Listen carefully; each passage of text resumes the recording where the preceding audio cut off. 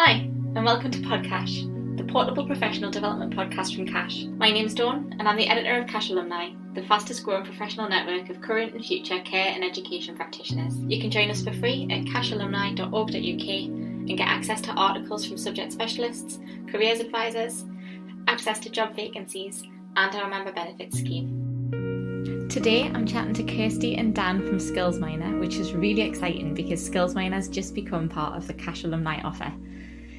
If you're already a member, you can head to the professional development section of the Cash Alumni website now and log into Skillzminer for free so that you can figure out what skills you've already got and what you need to get you where you need to be. In the meantime, if we can have both of you just tell everyone who you are and why you're here. Hi, I'm Kirsty Mitchell. I am the Managing Director and Founder of Skillzminer. Hiya, I'm Dan Bartley and I'm the Product Manager for Skillzminer. Thank you very much. So what is Skillzminer? What is it that you do? That's a really good question. We do so many things, Dawn, but I guess at the nub of it, what we are trying to do is help people find work, and we do that through a slightly different way to what traditional job sites and job searches might do. We kind of interrogate people's skills through our virtual assistant, a chatbot if you like, that collects lots of information on a candidate, and from that we can derive their best occupational matches, things that they are suited to, and then what we do with that information is we look against the various jobs that we've got around the UK, and that's how we hopefully find them a really good career pathway for them to look into. Yeah, sometimes really difficult to know what you could do if you can't do the same job that you did before, or maybe you're entering the job market for the first time and you haven't really considered what those next steps might be. And for me, at the beginning of this journey, I came from it from being a teacher, and I always thought about what would those career pathways look like, and how could we help more people think about either their way into education or training or straight into a job, or for example, if they've maybe been in a job, what is the next step on their career journey themselves. So Skillzminer is really there to provide that support to them, but ultimately what we're about is helping find them the best job that they maybe never have considered before. So we'll probably tell you a little bit more about the intelligent software that we've been busy building over maybe the last 18 months, Dan? Yeah, something like that, isn't it? Yeah. That sounds really exciting. So my background is actually in employability and in supporting people in that sort of similar situation. So I started really with the employability stuff working for Connections Direct, so that national career service for young people, and moved into welfare to work, so supporting people who maybe had been made redundant or who had been out of work for a longer period of time, but who did have some work history. And this sounds a little bit like having me in your pocket. Like you can sort of get that advice yourself without having to necessarily sit in with an advisor and answering awkward questions about why you haven't been able to identify what it is you want to do. Is that the sort of thing that... Absolutely. That was the one thing that we started off this journey to do, was to provide almost like that virtual work coach in your pocket.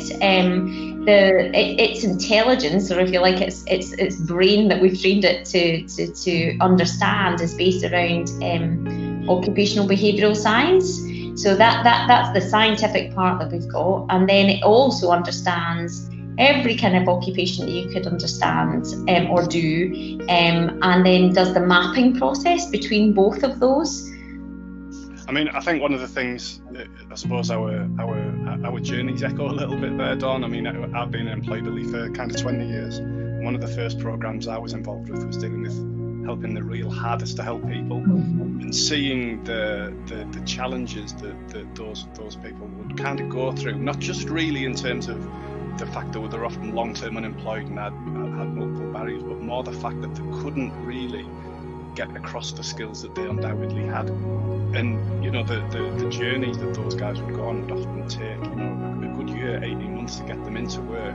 And the challenge that we always saw from the frontline perspective, which kind of Kirsty's just alluded to, really somebody would come in and they'd say they've done a couple of previous jobs, but it was impossible really for that coach, that advisor, or whatever role you call them, to be able to quantify that into something meaningful. So if somebody's done this job, that they've got 50 skills, no human can really kind of comprehend that, and then to be able to transverse those into different occupational areas is just really difficult. And that's ultimately what Skillzminer does. It's able to do all those calculations that the human brain just isn't geared up to do.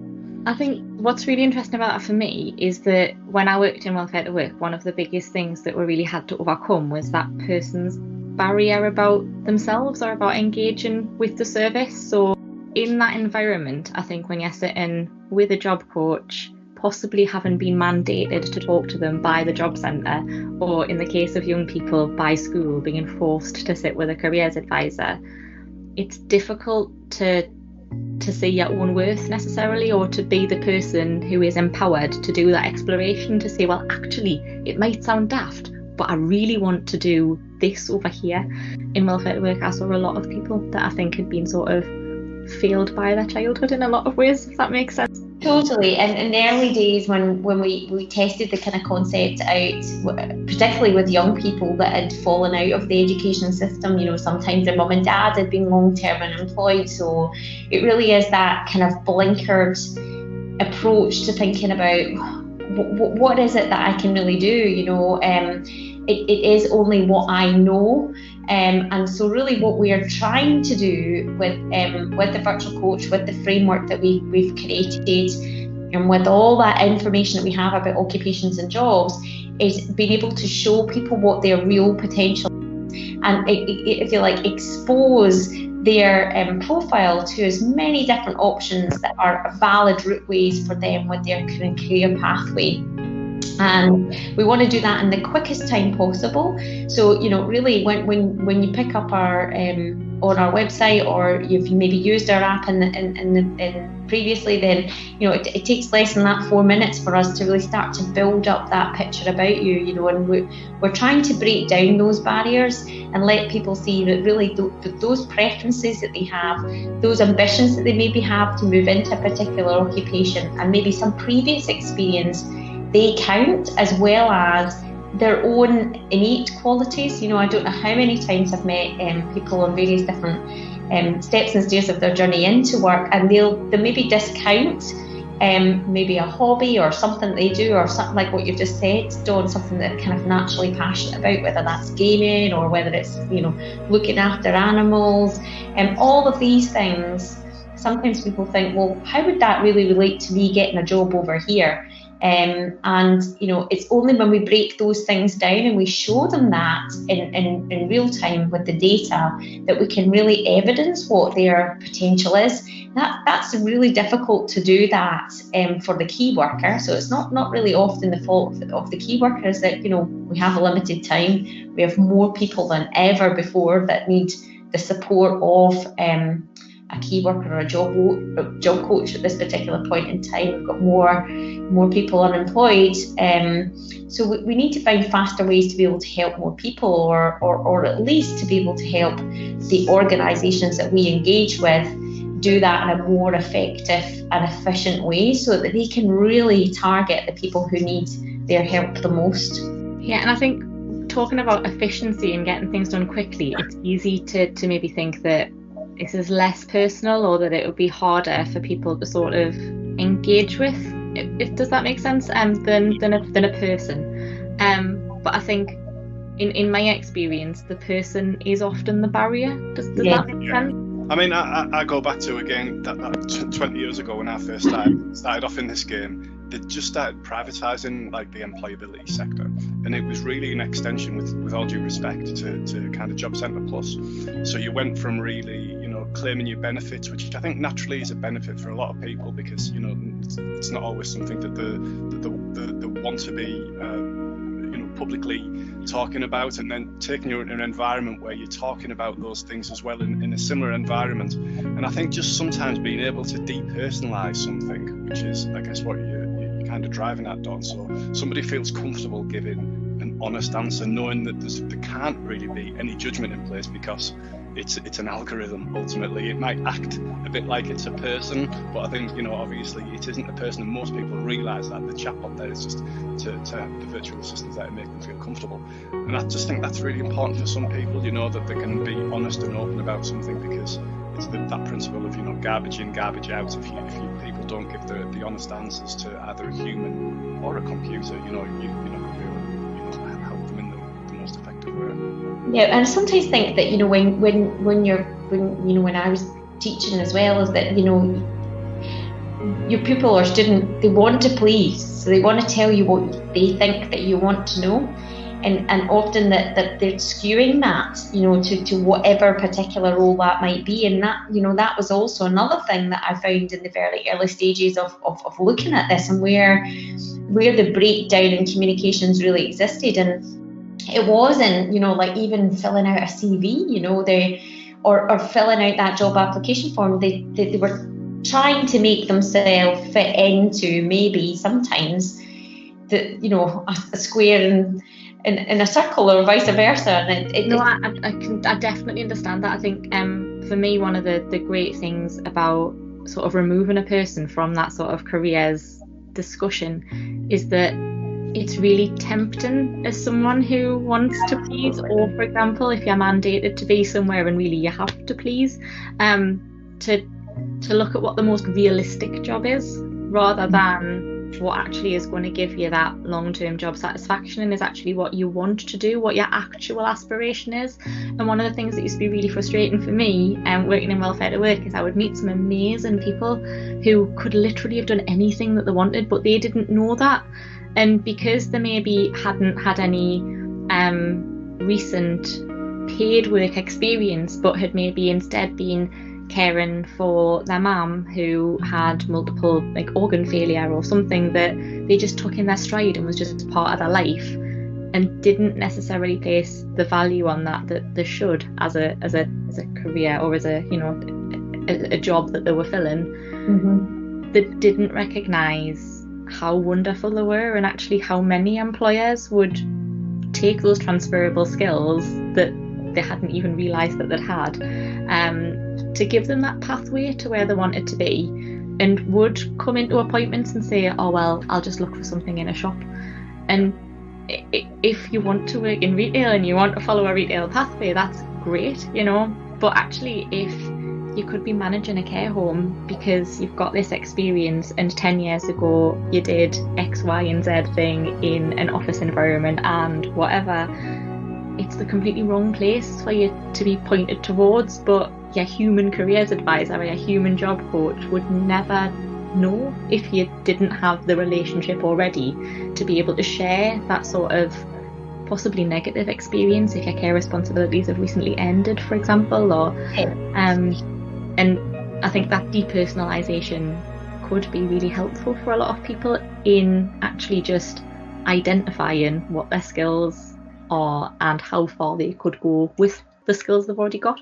Yeah, absolutely. And I think one of the really interesting things about it as well is one of the areas that often the entire system is broken, if you like, in this area, is that people are encouraged almost really just to do what they've always done. And like you've said, Don, for a lot of people that works absolutely perfectly fine. If that's what if they want to do what they've always done, it works perfectly. But if you've got somebody actually who's at the start of their career, or they mightn't have even started their career at this stage, somebody who's still in the education system, or somebody who wants to do something different, or somebody who doesn't know what they want to do, that's where the system for me breaks down a little bit. And you kind of see that those people struggle to get the help that they really need, because it's the entire thing is pivoted on just kind of the easiest path of least resistance into something that they've already done, or that they could kind of easily done, that's like an entry level occupation. And that isn't always the right way to do it. People who have all those potential abilities and talents,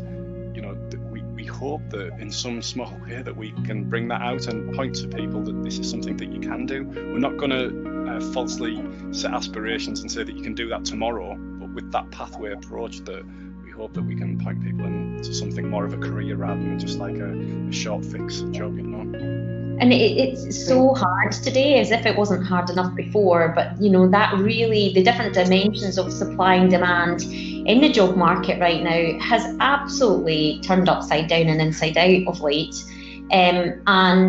With all the best will in the world, it's really difficult to know where you should sometimes point that compass to. What next? What should I do? What could I do? When there's so many different things conflicting within that. So, for example, the outsourcing of technology in some sectors have made it really difficult. We've had impact from Brexit, we've had impact from COVID, and it's flipped lots of the conscious and unconscious bias within each of those sectors now.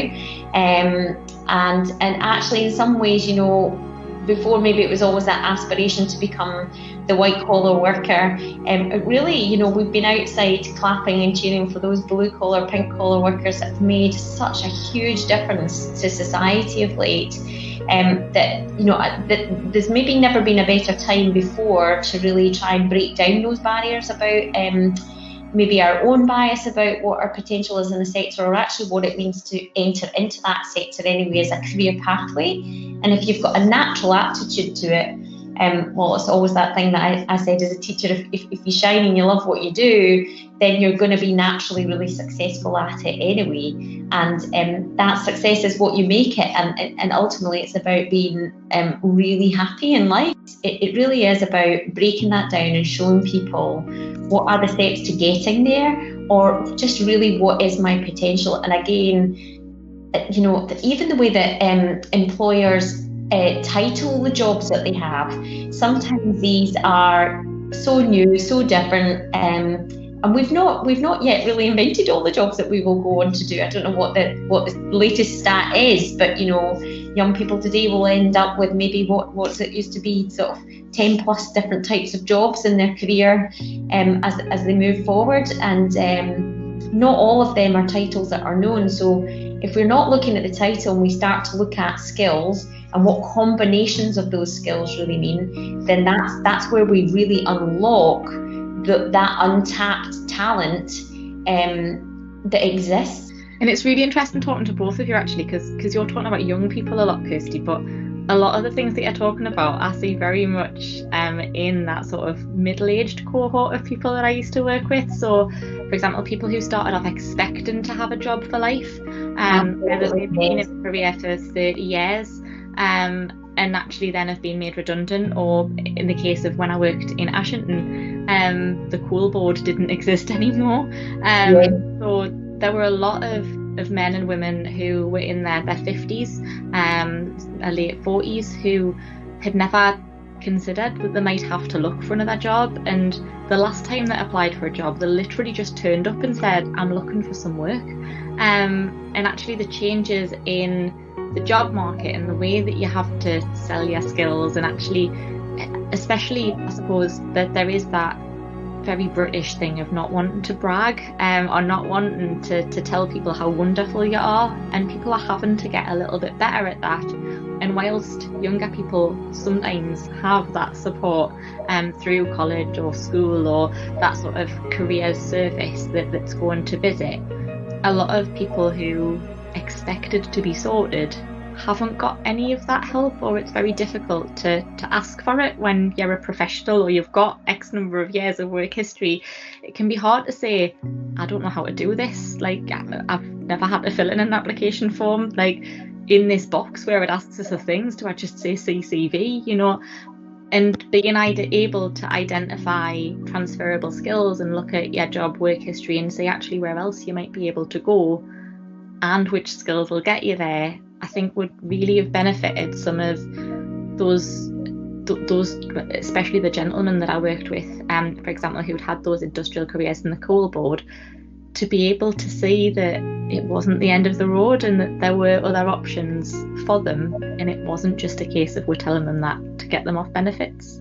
That's such a brilliant point to make, and was a really interesting juncture at the start of my journey. I ran out to try and make a big difference for young people that find themselves not in employment, education and training, and actually this is at that time I started working with the organisation that Dan, my colleague, was working at, because they really recognised the technology had the capability to help thousands of people that found themselves unemployed and on work programme at that particular point in time.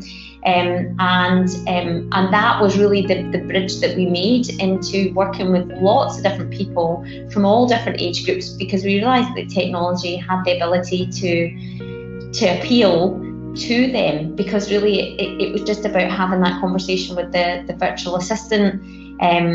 It was neither geared up to just the youth market. It really was just about those skills and what your preferences were, and maybe if you had some experience, then really how could we help? And so for me, that was incredible that we could make that leap, and that they saw that there was potential for the technology to make a big difference. And do you miss the magic? You know, like that moment where you're sitting in a room with someone, and it eventually, after you've worked with them for weeks, and it clicks that actually they're mint, and that they could do this thing over here, and that they've got this skill set that they didn't know they had. Do you miss that? Yeah, so, because I suppose what we get to see on a kind of countermeasure to that is the data on the other side. Absolutely, that's what I was just going to say. We get to see the magic from a different point of view. So we get to see that not only the impact for the individual, so you know how they've navigated through that journey quicker, what kind of role they've ended up in. With the user stories that we followed, you know, how are they really enjoying those jobs as well? That has been such an eye opener for some people that thought, I would never have thought that I'd be great at that job, but now I'm doing it and I love it. And the things that Skillzminer identified that I could do, I actually really recognised that in myself, but I hadn't quite arrived at that conclusion for myself at that time. So those things have been fantastic. But you know, the wider impact that we get to see from data sets about the real social and economic impact of what we're doing, that's where it gets really exciting for us as a team. But it sounds like you actually get to see much more of the service user journey than you would even if you were following them like as an advisor or working with them on that sort of appointment basis, because you're actually getting to see the stuff that they do between their appointments as well. Does that? Yeah, and it's more quantifiable, I think, isn't it, Dawn? That's kind of the difference, you know. I think sometimes you might not get that pure visceral emotion that you get when you're like front facing with somebody, but because by virtue of getting that like extensive data that we're able to utilize, we hope that, and you know, we don't want to say that we're trying to replace like that face-to-face journey. It's just a different side of the same coin, really, isn't it? You know, it's that ability to quantify some of those things that take place in appointments and be able to leverage that data in a kind of different way, really. Those frontline services should and probably will always exist, but there's different ways to pluck the chicken. There's different things work for different people, don't they? So that it's great that actually maybe for someone who's either more or less engaged than the person who needs the person to sit with them, that's there. Or even, as I say, this is the sort of tool that when I was an employment advisor, I would have loved to have been able to employ with people, you know, like, yes, I think you'd be great at this, but why don't you do this, and figure out what all of you, you know, what you think from what the options are. And actually, we've talked about sort of young people who may be a bit disadvantaged, or people who are further on in their career, and older people who fall upon hard times. But selfishly, I'm now thinking about ways that Skillzminer would have been really useful for me when I was younger. I was a really academic kid, and I went into the careers advice session and said, this is what I want to do, and this is the degree I'm going to do to get it there. And they went, okay, great. That's what happens, isn't it? It wasn't what I wanted to do. It was just, as you said earlier on, it was what I knew. I wanted to be a drama teacher, because when I was at school, the drama teachers were the ones that made the most difference to me.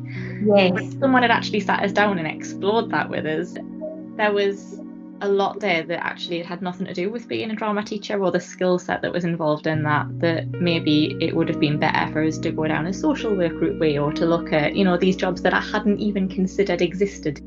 I can really see actually how this would be beneficial for people who think they've got a really good idea as to what they want to do, whatever age they are, even if it was just a sense check to make sure that actually, is that the right fit? It's the thing, it's one of many things that somebody on the front line can deploy, with different people. Like you say, for some people who are absolutely set on what they want to do and that's the right thing to do, it's absolutely fine. But actually, how much harm is there in exploring other things?